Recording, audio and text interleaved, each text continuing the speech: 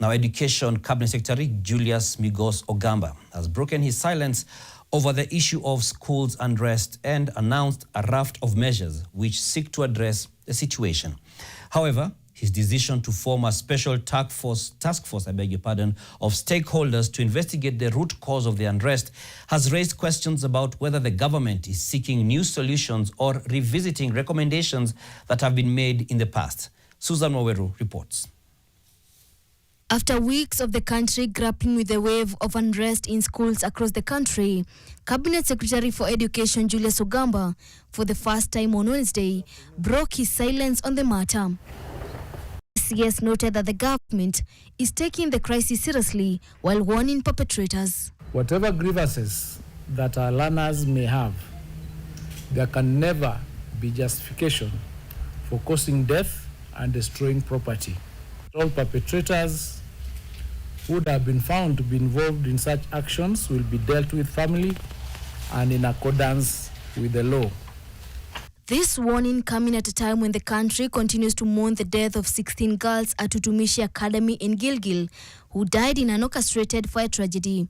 The CS noted that an analysis conducted by education stakeholders has revealed the reasons behind the unrest. The unrest appears to be driven by a variety of factors, including leadership challenges in institutions, learner anxiety and examination-related stress, poor school conditions, especially in boarding sections, alcohol and drug abuse, strenuous school routines, peer influence and copycat behavior, with learners demanding to be released early from school for various reasons. It is here that the CS mentioned that the government has taken precautionary measures on the matter.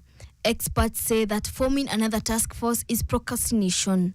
To establish and address underlying causes of this perennial challenge of student unrest, we shall be forming a multi-stakeholder team to review the causes of unrest and make recommendations on strategies for stemming this challenge. Way back in 2001, following the Changuli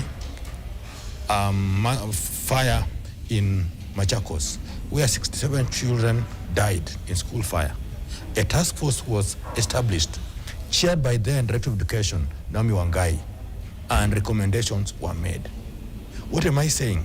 There is a compilation of several reports on school unrest, so that creating a new one is not adding value. In my view, it is procrastination. Cumulatively, over the last 40 years, we have evidence of the causes of school strikes.